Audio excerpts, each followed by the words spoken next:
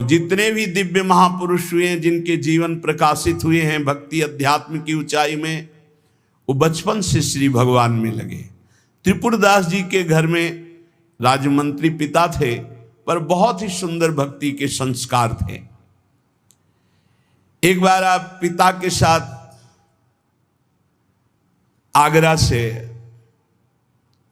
किसी कार्य के लिए गिरिराज जी आए, तो यहां ठाकुर श्री श्रीनाथ जी का दर्शन किया। ऐसा सुंदर रूप श्रीनाथ जी का कि नवीन किशोर अवस्था लुभायमान हो गए। बहुत हट किया, अब मैं नहीं जाऊंगा, इन्हीं के दर्शन करूंगा, इन्हीं के पास रहूंगा। वहां किसी परिचित से कहा, बालक है, हट करता है त्रिपुरदास, इसको हम छोड़ देते हैं 2-4-10 दिन, यहां देखो भगवान का विधान, या श्रीनाथ जी के दर्शन करेगा, फिर हम आदमी भेज देंगे, बुला लेंगे। अब वो दैवी योग से प्रेरित थे, पुत्र को यहां छोड़ दिया और वापस वो लौटे तो रास्ते में कुछ वैरी दल के राजसैनिक को दुष्टों ने घेर लिया और मार डाला, पिता को मार डाला। जब आपने सुना, सूचना आई कि तुम्हारे पिता को बैरी दल ने मार डाला है, तो श्रीनाथ जी की तरफ देखा और कहा, आप तो हमारे पिता भी हो, मित्र भी हो, जीवन धन हो। हृदय में बड़ा आनंद हुआ कि चलो नाम मात्र का पिता अंतर्ध्यान हो गया, लेकिन मेरा जो अनंत जन्मों का पिता है उससे संबंध हो गया। अब तो मेरे श्रीनाथ जी के सिवा कोई नहीं है। एकदम निश्चिंत हो गए। रोज प्रभु के सामने भाव विभोर होकर रोया करते, नौ किशोर अवस्था, कि प्रभु अब आपके सिवा हमारा कोई नहीं है। एक दिन वल्लभाचार्य भगवान आचार्य चरण, जिनके दुलारे लाडले श्रीनाथ जी हैं, वो सेवा में आए तो देखा है बालक बहुत एक दृष्टि से देखता है, रोता है। लाओ इस बालक को सामने लाया। ये है भगवत कृपा। जब भगवत कृपा होती है तब गुरु मिलते हैं, जब गुरु कृपा होती तब भगवान मिलते हैं। बुलाया और परिचय पूछा, कौन है ये? तो कहा, अमुक राजमंत्री का पुत्र है, इनके पिता यात्रा में मारे गए हैं और ये बहुत आसक्त चित्त होकर श्रीनाथ जी को देखते, श्रीनाथ जी से रोते हैं। त्रिपुरदास जी ने साष्टांग दंडवत किया वल्लभाचार्य जी को और कहा, प्रभु मैं मात्र पितृहीन, न मेरे माता है न पिता है, मैं अनाथ बालक हूं, बस मेरे नाथ तो श्रीनाथ जी ही हैं और आपके श्री चरणों का आश्रय दे दिया। प्रभु मुझ अनाथ दीनहीन को आप स्वीकार कर लीजिए। बहुत प्रसन्न हुए। इतना छोटी अवस्था में ऐसे शुद्ध शब्द, ऐसे भागवतिक चेष्टाएं। चलो आज अभी इसी क्षण मैं इसको दीक्षा देता हूं। आचार्य श्री वल्लभाचार्य जी विधि पूर्वक दीक्षा देकर ब्रह्म संबंध कराया। कुछ दिन तक पास रखा और कहा, वापस जाओ घर। श्रीनाथ जी की सेवा की भावना रखो, निरंतर चिंतन करो, ध्यान में श्रीनाथ जी का स्मरण रखो, भक्ति में जीवन व्यतीत करो। हमारा सदैव कृपा प्रसाद तुम्हारे साथ है। गुरु आज्ञा तत्काल श्रीनाथ जी से उनके जो परिचय के थे ले गए। यवन राजा था, उनके राजमंत्री थे पिता। तो जब नौ किशोर अवस्था से थोड़ा बड़े हुए तो इनके पिता का पद इनको दिया, राजमंत्री बना लिया।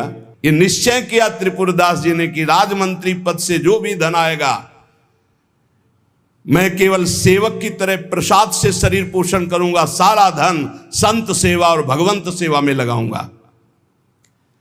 उस श्रीनाथ जी के लिए नियम लिया, प्रतिज्ञा ली कि हर साल सर्दी में दगला बनवा कर भेजेंगे, रत्नों से हीरो से जटित बढ़िया पोशाक, सर्दी की सुनहरे गोटे, सुंदर सुंदर रत्न जटित।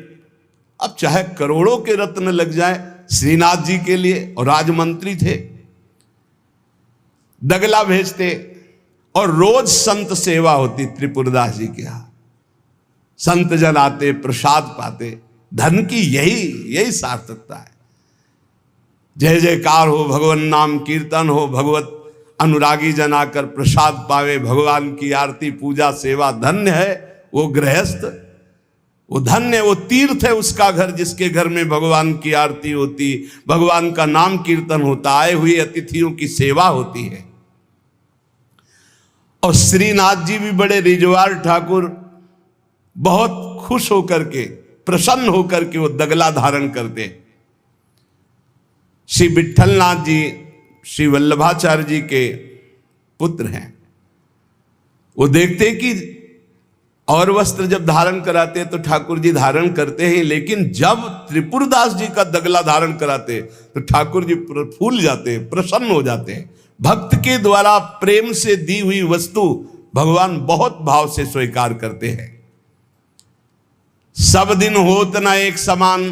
अब यवन बादशाह था, उसके पास द्वेषियों ने सूचना लगा दी कि ये राजमंत्री हैं, आपको पता नहीं है, आपके धन का बड़ा दुरुपयोग करते हैं, साधु महात्मा इनके यहाँ खाते रहते हैं और न जाने क्या क्या खूब लुटाते हैं, आपके यहाँ से वैभव चुराया जाता है। और वो राजा यवन, उसकी बुद्धि बदल गई, उसने तत्काल आदेश किया सर्वस्व अपहरण कर लिया जाए, त्रिपुरदास जी का सर्वस्व संपत्ति जब्त कर ली जाए। मतलब पात्र भी घर में नहीं रह गए, सब जब्त कर लिया गया। जहां रोज संत सेवा, ठाकुर सेवा, श्रीनाथ जी के लिए बहुत महंगा पोशाक सर्दी की, सब एक पात्र भी नहीं रहने दिया, सब जब्त कर लिया। खाने पीने तक के लिए नहीं रह गया, सब यवन राज ने जब्त करवा लिया। अब जैसे तैसे बहुत गरीबी से कष्ट से जीवन यापन होने लगा। अब आए सर्दी की ऋतु। सर्दी की ऋतु में श्रीनाथ जी को दगला भेजते थे खूब सुंदर सजा करके। यहां सजाने की क्या बात, खाने की भी कोई वस्तु नहीं रह गई थी। ठाकुर जी की सेवा की प्रतिज्ञा की थी कि जब तक जीवन है आपके लिए पोशाक भेजूंगा।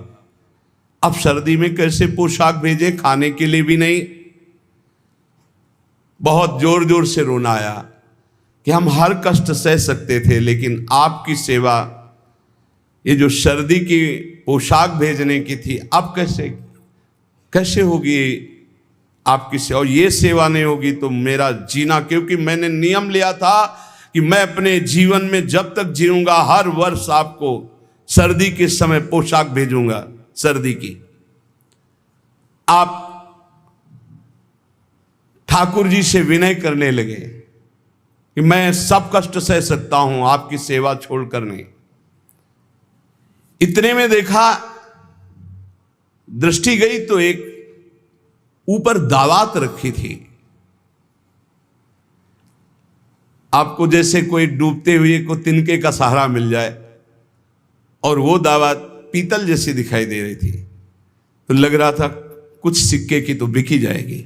दावात ली, बाजार में बेचने के लिए गए कि अगर ये बिक जाएगी तो थोड़ा भी कपड़ा मिल जाएगा तो नियम की तो पूर्ति हो जाएगी। भगवान अपने भक्तों को ऐसा कष्ट क्यों देते हैं, क्यों देते हैं। बड़े आराम से जय जयकार हो रही थी, संत सेवा हो रही थी, ठाकुर सेवा हो रही थी। श्री प्रियादास जी कहते हैं, भयो ईश ख्याल, इष्ट देव को ये पसंद है। अब त्रिपुरदास जी बाजार गए तो बेच के बाजार यो रुपया एक पायो, ताको ल्यायो मोटो थान मात्र रंग लाल गाइए, भीजो अनुराग पुनि नैन जलधार भीजो, भीजो दीन ताई धरि राख्यो और आइए, को प्रभु जन आए सहज दिखाई दई, भई मन दियो ले भंडारी पकड़ाइए, काहू दास दासी के ना काम को पे जाऊं लेके, बिनती हमारी जू गुसाई ना सुनाइए। त्रिपुरदास जी को दावात दिखाई दी जो पीतल की सी दिखाई दे रही थी, उठाई बाजार ले गए तो उस समय उन्हें 100 पैसे मिले, 1 रुपया। 1 रुपया कपड़े की दुकान में गए, मोटी मार्किंग को। अब जहां इतना कीमती वस्त्र, सोने के गोटे, हीरे लगाकर सुंदर ऐसी पोशाक भेजते थे, वहां आज स्थिति की मार्किन कैसे ठाकुर जी को भेजे? लाल रंग से लगा, लाल रंग अनुराग का रंग, सफेद मार्किन लाके आंसू गिरते जा रहे हैं कि नाथ ये मोटा मार्किन आपके तो दास दासियों के लायक था, आपको कैसे? पर कुछ नहीं है, अनुराग में भीने हुए नेत्रों से अश्रुधार बह रही है, हृदय में भारी दीनता है, और ऐसी ही वस्तु प्रभु को बहुत पसंद आती है। हमसे अगर दी जाएगी 5 किलो सोने का छत्र, तो 4 लाख योजन का सोने का पहाड़ है उनकी इस मृत्यु लोक में। 5 किलो क्या होता है? साहस नहीं हुआ, रंगा लाल रंग में, प्रेम रंग में रंग कर रख लिया, पर साहस नहीं हुआ कि मैं जाकर के श्रीनाथ जी को दूं। कैसे दूं? अब उनके मन में एक बहुत पीड़ा है, और देखो भगवान अपने भक्त की बात को अंतर से जानते हैं। त्रिपुरदास जी के हृदय में दैन्य, और दैन्य भगवान को बहुत प्रिय है। इतने में विधान बना, गोसाई जी के सेवक श्रीनाथ जी की सेवा के लिए जो भक्तजन थे उनके यहां विचरण किया करते थे, अचानक दृष्टि में पड़े त्रिपुरदास जी के। देखा ये तो श्रीनाथ जी के सेवक हैं जो गोसाई जी के पार्षद हैं, और ये तो सेवा सामग्री श्रीनाथ जी को पहुंचाते हैं। तो आपने प्रणाम किया, घर लिवा गए, कुछ खाने पीने के लिए व्यवस्था ही नहीं। कैसी कैसी, कहां राजमंत्री का सुख और कहां, बहुत संकोच में भरे हुए वो मार्किन निकाल के लाए जो लाल रंग से रंगी थी, और कहा हाथ जोड़ करके कि हर वर्ष प्रतिज्ञा थी कि श्रीनाथ जी को पोशाक भेजेंगे, पर भगवत कृपा से वैसा विधान बन गया है। यद्यपि ये श्री गोसाई जी के किसी दास दासी के पहनने योग्य भी नहीं है, फिर ये श्रीनाथ जी के श्री अंग के लिए तो क्या होगी। पर आप क्या इस भेंट को वहां तक पहुंचा देंगे? भंडारी को दे देना, पर गोसाई जी को कुछ मत बताना, न मेरी स्थिति बताना कि खाने को भी नहीं, और ना ये बताना कि ये मार्किन भेजा, कुछ मत कहना, उनको दुख पहुंचेगा। केवल भंडारी को दे देना, वो जो चाहे जैसे चाहे, यद्यपि वे श्रीनाथ जी के योग्य तो है ही नहीं। देखो भगवान भावोत्सवेन भजताम रस कामधेनु है। बड़ा हृदय में सुख हो रहा है उस वस्त्र को लेकर, वो जो भगवत पार्षद है। आज तक उनको ऐसी भेंट, इतनी इतनी भेंट मिलती थी श्रीनाथ जी के पास ले जाने के लिए, लेकिन ऐसा सुख नहीं होता था जैसा त्रिपुरदास जी ने रो करके जब मार्किन दी लाल रंग से रंग के, उनको एक अपार सुख हो रहा है। और दियो ले भंडारी कर राखे धरी पटवा पे, निपट स्नेही नाथ बोले अकुलाए के, भय हैं जड़ाए को बेगी ही उपाय करो, विविध ओढ़ाए अंग बसन सुहाए के। आज्ञा पुनि दइयो अंगीठी बारी दई, फिर वही भई सुनी रहे अति ही लजाए के। सेवक बुलाए कही कौन की कबाए आई, सब की सुनाई एक बहीली बचाए के। त्रिपुरदास जी का वस्त्र लेकर बड़े प्रेम में डूबे हुए भगवत पार्षद गए और भंडारी जी से कहा कि आपसे तो कुछ छुपाव है नहीं, ये त्रिपुरदास जी का दिया हुआ वस्त्र है। यद्यपि बहुत कष्ट में उनका जीवन है, फिर भी उन्होंने ये सेवा भेजी।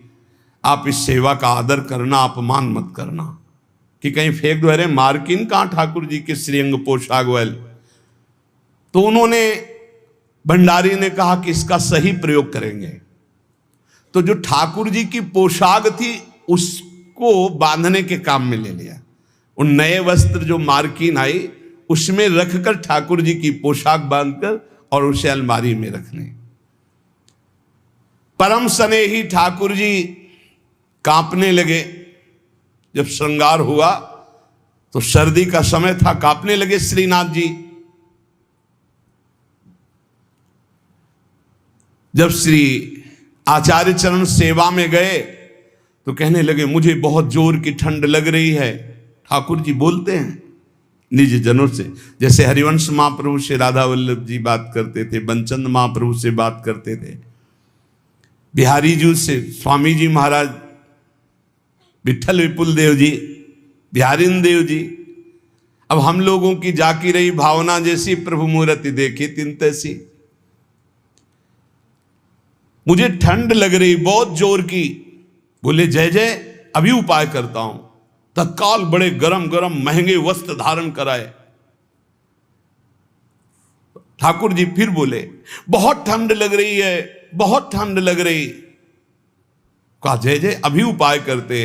तुरंत अंगीठी जलाई गई, सामने अंगीठी ऐसे सुंदर नवीन कोमल उनके वस्त्र उड़ाए गए। ठाकुर जी फिर कांप के कहते मुझे बहुत ठंडी लग रही। श्री विठल नाथ जी गोसाई जी समझ गए कि यह साधारण ठंड नहीं है, ये किसी भक्त के हृदय की जो पीड़ा है उसी की एक कपकपी है। गोसाई जी बहुत संकुचित होकर बोले जय जय, अब क्या उपाय करूं? आपको सुंदर सुंदर दगला पहना दिया, सुंदर गरम वस्त्र उड़ा दिए, अंगीठी आपके साथ, फिर भी आप कह रहे हैं आपको ठंड लग रही। एकदम ध्यान गया। उन्होंने कहा किसी भक्त के वस्त्र का तो अपमान नहीं हो रहा है। सेवक को बुलाया, तत्काल बही खाता लाओ, इस वर्ष किसकी किसकी पोशाक आई है, किसकी नहीं आई। बही खाते में सुनाया गया, लेकिन त्रिपुरदास जी का नाम नहीं था। त्रिपुरदास जी का नाम इसलिए नहीं लिखा कि कोई पोशाक ही नहीं थी, मार्किन लाल रंग से भेजी गई थी। श्रीनाथ जी बड़े स्नेही हैं, बहुत प्यार करने वाले हैं। तो सुनी ना त्रिपुरदास बोले धन नाश भयो, मूटो एक थान आयो राख्यो है बिछाई के, ल्याओ बेगिया ही छिन मन की प्रवीण जानी, ल्यायो दुख मान ब्योति लई सो सिवाय के, अंग पहिराई सुखदाई कापे गाई जात, कही तब बात जाड़ो गयो भरी भाई के, नेह सरसाई ले दिखाई उर आई सबे, ऐसी रसिकाई हृदय राखी है बसाए के।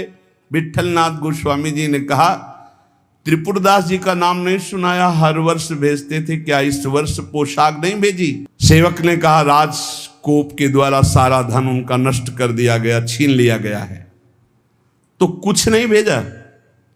नहीं भेजा है। मार्किन भेजी, लाल कपड़े में, लाल रंग में रंग करके कपड़ा आया है।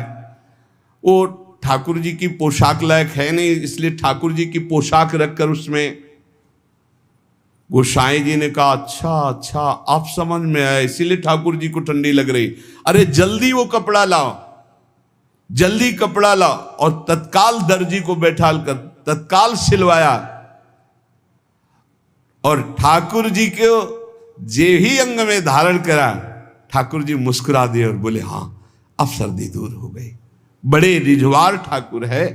त्रिपुरदास जी का एक नियम था, वो श्रीनाथ जी के चरणामृत का रोज पान करते थे, हमेशा चरणामृत अपने पास रखते थे।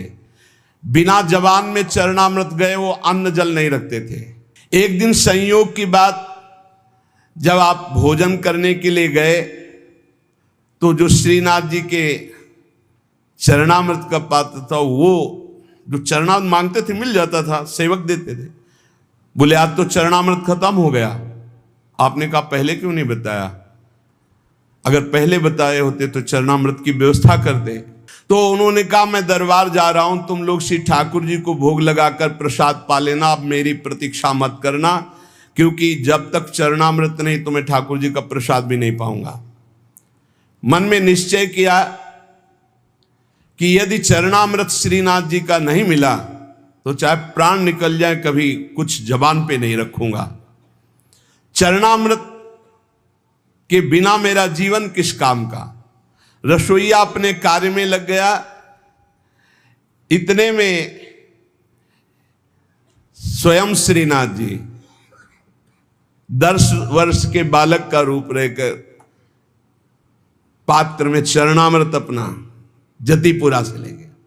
वहां पहुंचे और कहा सुनो, ये 3 पात्र रखे, त्रिपुरदास जी को बता देना, इसमें श्रीनाथ जी का चरणामृत, इसमें महाप्रभु वल्लभाचार्य जी का चरणामृत, और ये तीसरे पात्र में श्रीनाथ जी का उच्छिष्टामृत। उनको बुला लो और पवाओ। और ये तीनों थैलियां भेजी गए। बालक ऐसा कह के चला गया। त्रिपुरदास जी को बुलाने के लिए गए। त्रिपुरदास जी दरबार में थे, एकांत में आए और उनका मैंने कहा था कि बिना चरणामृत के हम प्रसाद नहीं पाते, क्यों हमको तंग कर रहे हो? बोले नहीं, चरणामृत तो आपकी ही बात पहुंच गई है तो वहां से चरणामृत भेजा गया है। बोले कौन बालक चरणामृत लाया? बोले जय जय ने भेजा होगा। तो कितनी अवस्था था? 10-12 वर्ष की अवस्था। तो कहा अरे बालक नहीं था, साक्षात श्रीनाथ जी थे, साक्षात श्रीनाथ जी थे। जे ही अलौकिक चरणामृत का स्वाद। स्वयं श्रीनाथ जी ने अपना चरणामृत उतार, वल्लभाचार्य जी का चरणामृत और अपना उच्छिष्टामृत। जो साधक, जो भक्त निष्ठावान होते हैं तो ठाकुर जी उनकी निष्ठा की पूर्ति करते हैं।